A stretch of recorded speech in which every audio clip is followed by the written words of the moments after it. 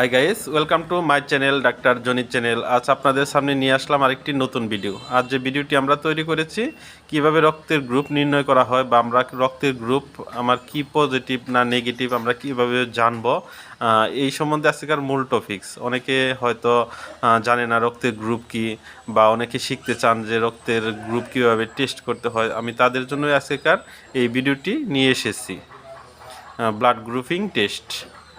তো ভিডিওটি না টেনে সম্পূর্ণ দেখতে থাকুন। আশা করি ভিডিওটি আপনাদের ভালো লাগবে।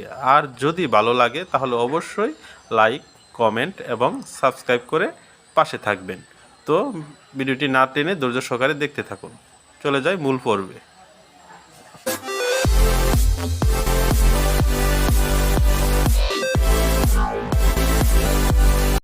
আজকের মূল পর্ব কিভাবে রক্তের গ্রুপ নির্ণয় করা হয়, রিডিং ব্লাড গ্রুপিং রেজাল্ট। জীবাণুনাশক প্রথমে যার ব্লাড গ্রুপ নির্বাচন করবেন তা হাতের যে কোনো একটা আঙ্গুল ভালো করে জীবাণুমুক্ত করে নেবেন। তারপরে সুচ দিয়ে আঙ্গুলের আগায় হালকা খোঁচা দিয়ে কাচের স্লাইড 3 ফোঁটা রক্ত নেবেন, স্ক্রিনে দেওয়া নির্দেশনা অনুযায়ী দূরত্ব রেখে। তারপর প্রথম ফোঁটায় এনটিএ এবং দ্বিতীয় ফোঁটায় এনটিবি এবং তৃতীয় ফোঁটায় এনটিডি দিয়ে ভালো করে সুচের গোড়া দিয়ে মেশাবেন।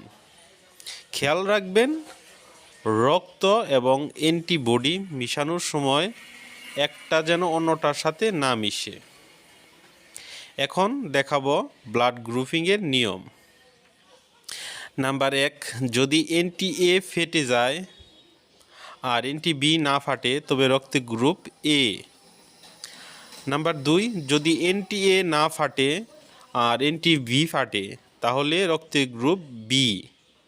নাম্বার 3, যদি এনটিএ এবং এনটিবি দুইটাই ফাটে তবে রক্তের গ্রুপ এবি।